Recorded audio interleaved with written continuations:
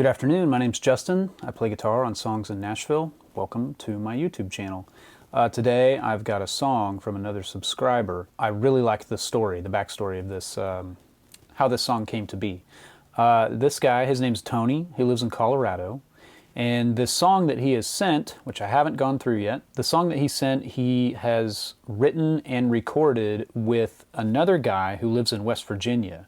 The two of them used to be bandmates in Louisiana. And when he emailed me and I saw the word Louisiana, we used to play music together in Louisiana, I thought, this could be really good because Louisiana, the music scene down there, like in New Orleans, is amazing. The heritage, I mean, the musical heritage goes way back, and it's not just jazz and blues. There's a lot of other stuff that's kind of grown out of that and mixed with it, and it's super cool. So Tony and his former bandmate decided that they want to make another record, and so they're trying to see if it's possible to do this long distance. Tony plays guitar and sings, and the other guy was the drummer in their band, and he also plays bass and keys. So from what this information, we know there's guitar, bass, drums, and keys, and somebody singing, and it's all two guys.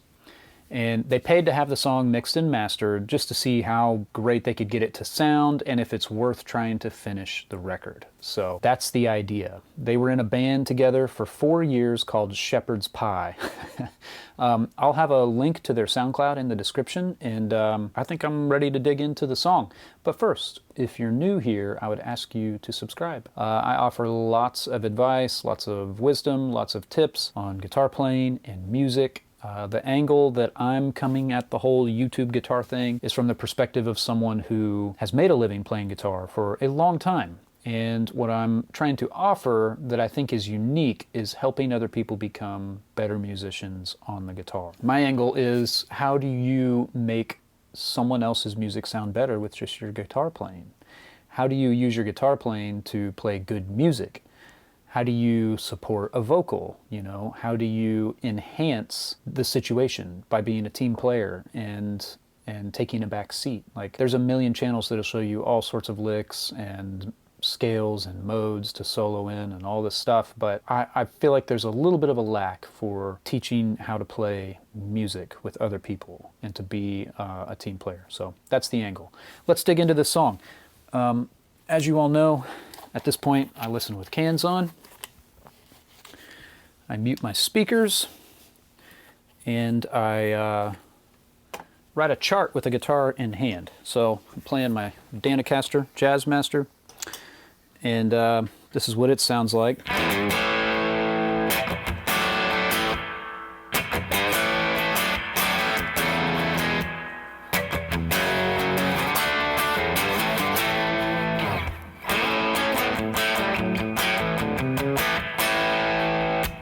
You'll hear that I have a little bit of reverb on. That's from the Boss Fender 63 Spring Boss pedal.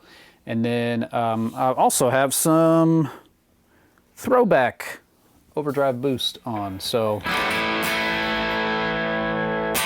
Tony told me that this is going to be a sort of bluesy alternative rock song. So I dialed up a little bit of a rock and roll sound. So let's dig in. I have no idea what to expect, but I'm going to chart and we will see. Here we go.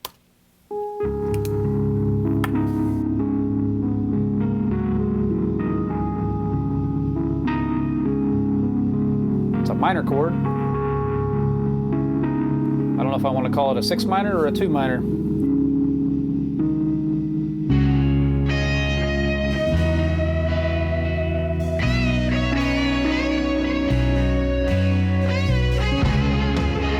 Okay.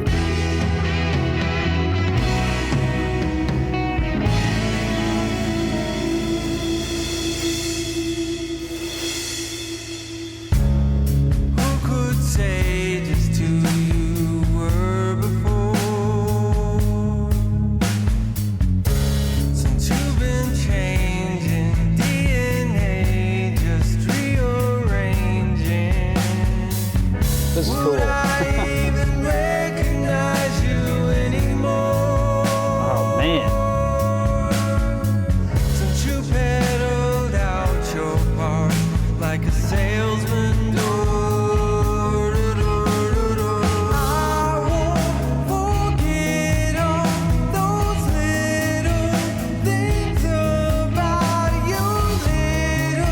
There's so many cool parts happening right now.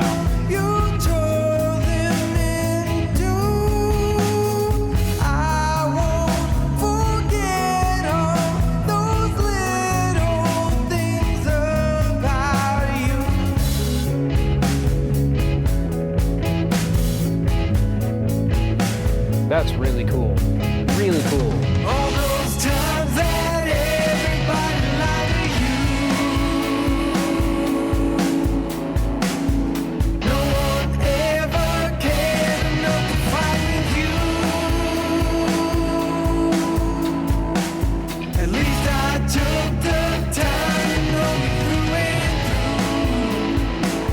through. This mask you wear won't hide you from the honest truth. Okay, I think I see what's going on in the chorus. That's awesome. You could say we took things a little too far. I love the bass part and the drumming Thoughts is exchanged ridiculously and good. identities slowly deranging. Will we ever Little know Alice in just Chains-ish who on the vocal, we right? are? I mean that as a compliment. When you're bleeding Obviously. out your heart while we burn out like the stars. I won't forget all those little things about you. Little by little, you tore them in two. I won't forget all those little things about you. That piano is so cool. Dang it. All those times that everybody lied to you. Check this out. No one ever cared enough to fight with you. At least I took the time to know you through and through. He's dropping a beat. This mask you wear won't hide you from the honest truth.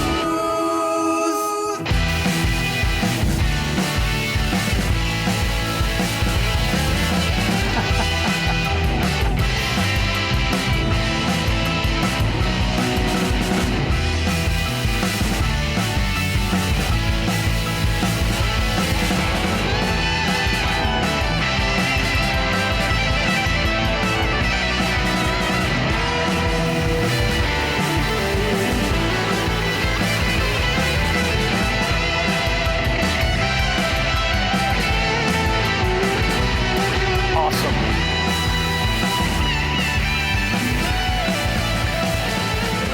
Oh, and the old fade. Okay. My chart looks terrible because there were way too many cool things. I had no clue that that song was going to go where it did hearing that intro with just the piano. It was crazy. It was like it was all just hanging out on the minor, which I found out what key we're in. We're in the key of E. That's what I think of it as. It's just the relative major. I always call, you know, if the song goes from C sharp minor to like A major 7 back and forth, I'm going to call that a 6 minor to 4. That's what the verse is doing. It's 6 minor to 4 and then 4 back to 6 minor. So let's go back to the intro. This is great. I am going to be hard-pressed to find some criticisms here. I feel like Tony sent this in to show off for all of us. So to answer the question, recording a song long distance between two long-lost bandmates, reuniting over the internet, viable? Absolutely, yes. Please make the rest of the record. I would love to hear it. This is ultra cool. So let's go back to the intro because I think it's just sitting out on that C sharp minor chord, but then it sounded like it went major when the band kicked in. Okay.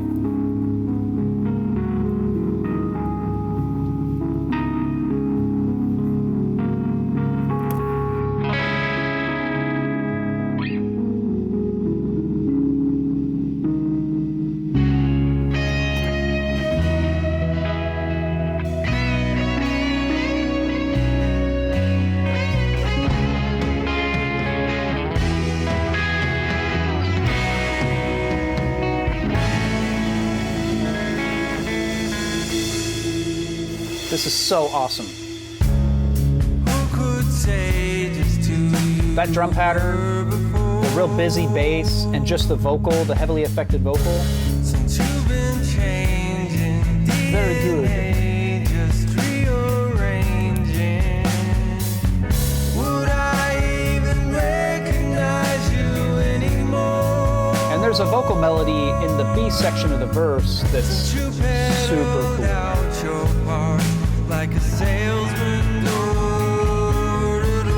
Here come the electric guitars. You hear them left and right. Forget all those little things about you, little by little. I'm so excited about all the parts. I do want to offer, I found something that I can be constructively critical about. Some of the vocal notes are not quite there in terms of pitch. It's all there in terms of performance and the emoting, the emotional, like that aspect of it's nailed, but some of these higher notes are just a little out, and it makes me think, you know, if we were on a session together and I were producing this, or even if I was just in the band, I would ask, could this be a half step lower? Just a half step? Would it take some of the strain out of hitting the higher notes, you know? It is pretty high. And speaking of, it reminds me, not only do the vocals remind me a little bit of Alice in Chains, the whole track and everything reminds me of Sunny Day Real Estate. Do you know that band? If not, you need to know that band. They're fantastic. I discovered them in college. They had a record called The Rising Tide, and it was this kind of stuff, just like really great writing, dynamic. The songs really went several places, you know, and the lead singer has a really distinct voice. And I think it's probably not for everybody, but I thought it was really cool. He has a super high voice. Different than what Tony's doing here, but this is reminiscent of that. If I were on the session where we had just listened to this track and we were going to go in and recut it and like make it sound great, I would ask the question, you know, I'm not saying it needs to be a half step lower. I'm just saying, would it help? Would it make sense to bring things down just a little bit to make the vocal sit a little better? Maybe that's not right. Maybe the fact that he's reaching a bit is the right thing, you know? But it's worth exploring. So that would be one thing I would say on the session. So I want to get back to this cool, that whole thing, the B section of the verse or pre-chorus, whatever you want to call it.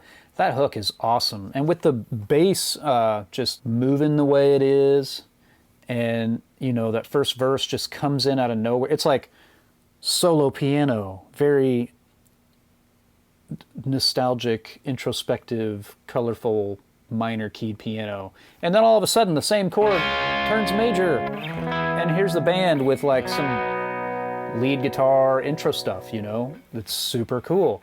And then that washes out, and then we go to this brand new feel. It's like we've been taking so many cool places. When you get to the chorus, that's new as well, but then it cycles back to the verse, and it's just like, okay, now I get it. I want to talk about something in the chorus too. The way they're dropping a beat is really awesome.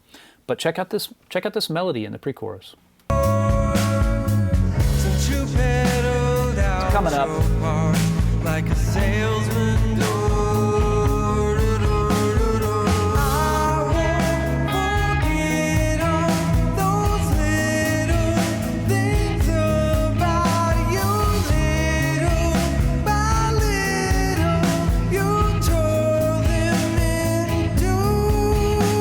In that part of that pre-chorus, that's where the majority of the sort of pitchy, like not quite hitting the notes in the vocal. Again, the emotion and the delivery is there, you know, technically, like I think there's a better take, that's all. Still, overall, the song is really cool. Very cool. Man, a drummer who plays really cool bass and great keys. I kind of hate him.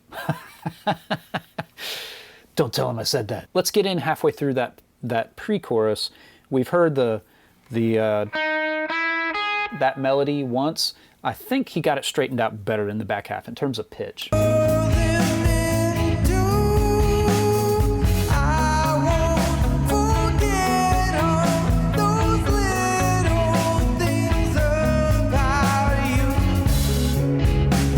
Man, the keys That piano is awesome. It is so cool. All those times that everybody loved you. Check this out. No one ever cared enough to find you. I'm gonna count it. At least 1, I 2, took 3, the 4. time to know you through it. 1, 2, 3, 4, 1, 2, 3, 4, 5. Matthew, where won't hide from the honest truth. 1, 2, 3, 4, 5. You could say we took things a little too far. Man, that is so cool. That is so cool. Going straight back into the verse. It strips back down. It's not as down as the first verse. There's like some clean electric guitar. But here's what's happening in the chorus. So it's...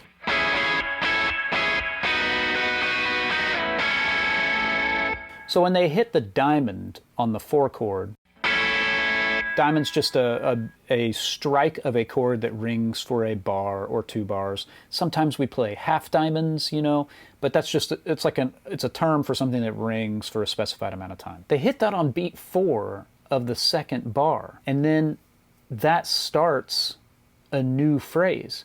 If you try to count the whole 4-bar phrase in 4/4 time, you wind up with the backbeat on 1 and 3 in the back half of the phrase, which is a big no-no, right? We mock those people mercilessly, clapping on 1 and 3 like, oh. But what they do is they drop a beat there, and the new bar starts on what would be beat 4 of bar 2. So it's like a bar of 4, a bar of 3, a bar of 4, and a bar of 5. They don't leave that beat out. There's an extra beat before they start the phrase again. So it's like they just took it and moved it. And I highly doubt that Tony and his buddy were thinking, you know, it would be cool is if we dropped a beat in one of the bars and then put it somewhere else in another bar in the chorus. I bet it just grew organically and intuitively out of how they wrote the song. The guitar pattern, you know, it's like he plays the 6 minor, C sharp minor, but he hints at the 4 chord, A. You know that's the only difference between those 2 chords? C sharp minor has a G sharp, A has an A. So if you take any A triad and you drop the A to G sharp, you're playing a C sharp minor chord anywhere on the neck. So right here, right here, here,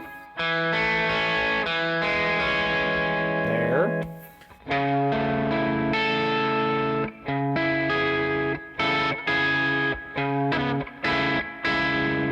any combination of A, C sharp, and E is an A chord. Well, if you drop the A and play G sharp, now you have C sharp, E, and G. That's C sharp minor, right? So he hints at the 4 chord over the 6 minor at the beginning of the chorus.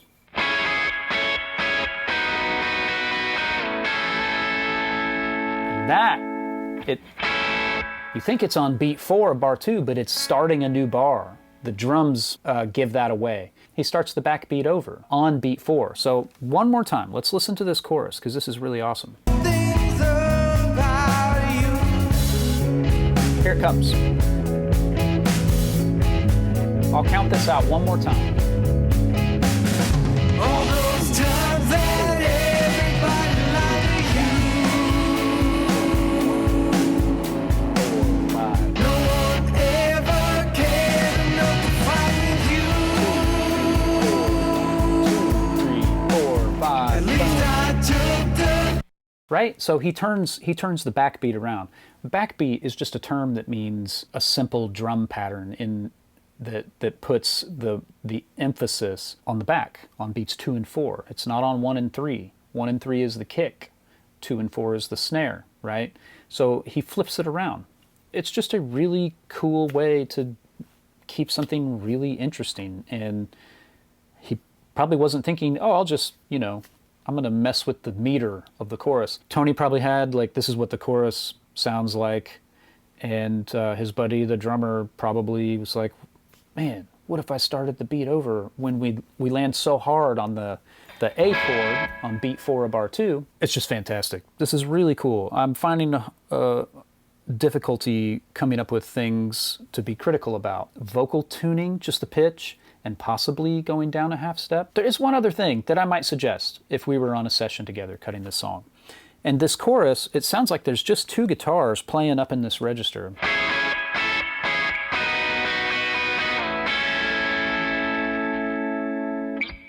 And then from the band, everything that's happening below that is like the bass. So there's a pretty large bandwidth of nothing happening. And so I want to hear something in like this range of the guitar on the chorus. And it could be as simple as just playing a power chord version of what Tony's already playing in the chorus, right? He's going... We could do that down here.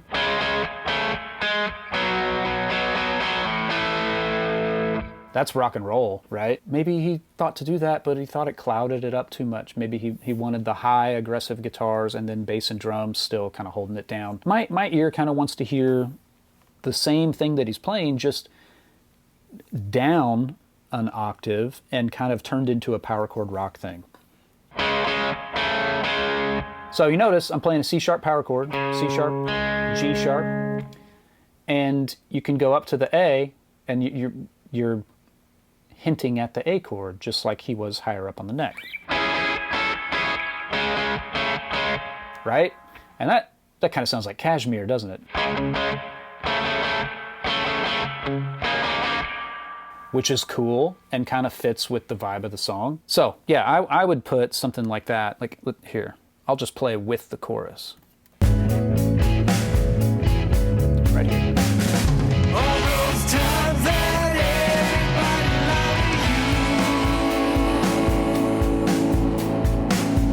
No one ever cared enough to find you.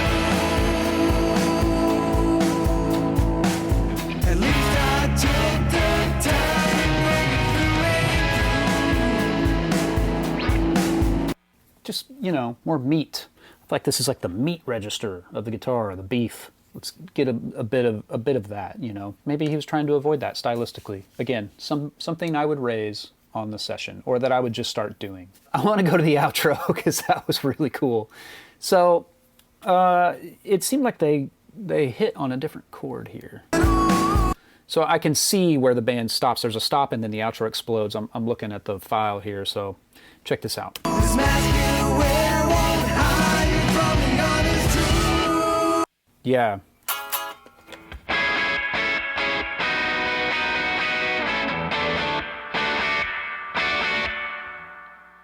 Go to the flat 7. So, and then after that, it's like we were all kind of hovered around the C sharp minor, you know, and then it just explodes.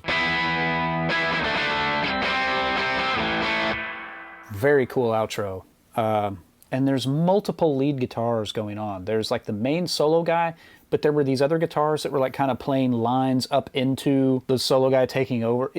It was super cool. Let's listen to it one more time. This mask you wear won't hide you from the honest truth.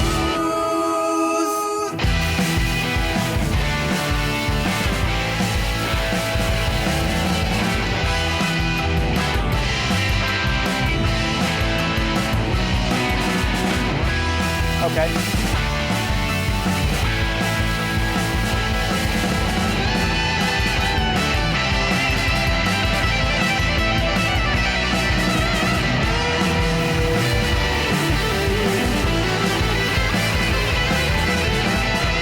The other guitars.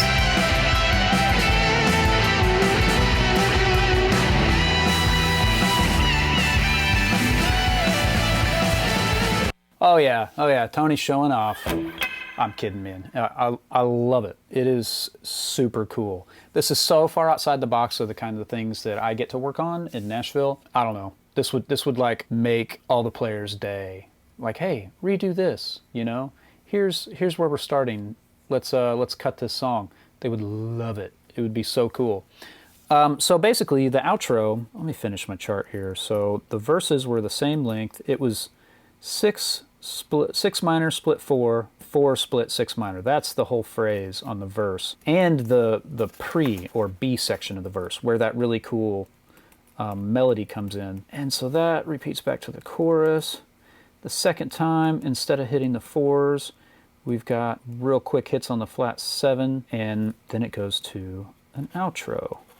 And the outro was 1 bar of E minor, a bar of D, and 2 bars of A, and then there was E minor with a quick D to a C, and then A to B.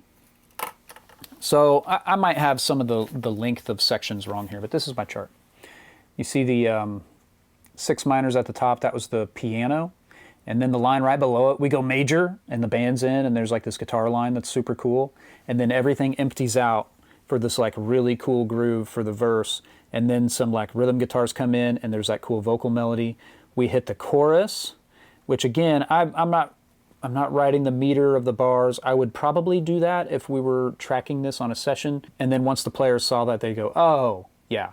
I mean, once you hear it, you can kind of just follow it, you know. And that goes first time, you know, and the last time through the fourth section of the first chorus has these 1 chords. And that continues down to verse 2. And so we go to our repeats, comes back to the chorus, and then the second time we get to the end of the chorus, there's the ba-da on the flat 7s, and then we have a key change.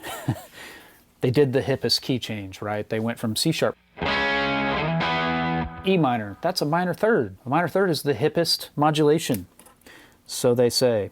So I would say mod to G there. We're in E up here, and I just call it that because that's the key signature. I know we're sitting on the 6 minor. That's the way I think, you know. I don't call this a true minor keyed song because the chords are built more off of the relative major of that minor chord, not so much off of harmonic minor.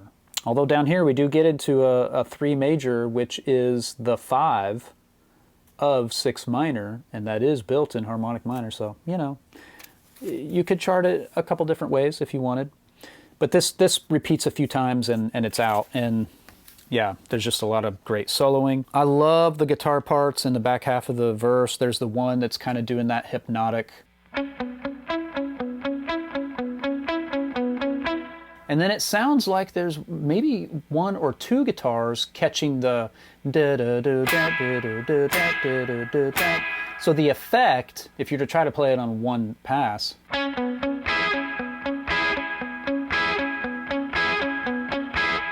but, you know, he split it out into different parts. And I gotta say, listen up closely. I gotta say, that's one of the biggest humps to get over when you are moving from being a live musician in a touring band, where, especially if you're hired and you're there to play the parts off the record, there's going to be multiple guitar parts on the record. And your job is to take all of those and play the most important thing, the crucial part at every section in the song, and weave that into one part, right? So you're going to catch the intro lick. You're going to play something ambient or muted in the verse. You're going to have energy in the chorus. You're going to take the solo. Putting all those parts that you hear on the record into something that you can play top to bottom is the trick playing live. Well, when you move to session playing, it's backwards, right? You don't need to put everything on one track. In fact, you shouldn't, you know? I do 2, if not 3 passes. It's on records, it's like at least 3, you know, when I'm tracking with a band. When I'm at home doing overdubs, I'll have a chorus sound that's totally different from my verse sound. My intro lick is on a totally different track. The solo might be the same as the intro lick. There's going to be a bridge part that's different, like introducing new colors and new sounds, different guitars, different effects, different settings. Sometimes I switch amps, you know. I find an amp that I really like, and all my guitars sound very much like themselves through that amp, and that's kind of what I like to use. But the takeaway is that one of the first humps to get from being a live guy to a studio guy is going the opposite direction. You are going to start spreading out the ideas you come up with into multiple parts, and hearing what's not there yet, and playing off of the guy that you haven't tracked yet, you know, while playing off of everybody else in the room, and most importantly, supporting the vocal, right? Lots of things to think about. I don't think that's a secret. I don't think there's any secrets. I don't think I'm giving anything away. I think the secret is there are no secrets. It's a whole nother set of 10,000 hours. Get to work. You know, like you get better by doing it, you know. I don't know if that helps your writing process, or for all you young session hopefuls, you know, it's a different mindset, and you should take advantage of the fact that you have multiple tracks that you can deal with. I'll take a first pass that's playing with everybody, supporting the vocal, steps out in some spots, leaves other spots open, and if somebody else in the band, like steel or keys or acoustic or whatever, doesn't step out in that spot, I've got that filed away for my next guy. Tony, fantastic song. Solid offering. And I just want to say something about the tendency to treat this and think of all these song submissions in a competitive way. Like, it's not that at all. I was thinking about this last night, and I feel like this is kind of like a gym. You've got people who are at all different levels. It's not a competition between them. Everybody's just trying to be a better version of themselves. You've got people who are brand new, like call them white belts, like maybe we're using a jujitsu metaphor. I don't do jujitsu, but I watch it and I highly enjoy it. You've got white belts, blue belts, purple, brown, you know, there's instructors who with black belts or whatever. Everybody's there to get better. I feel like this song is a solid upper level offering. There are so many cool creative things going on. I'm just a really big fan.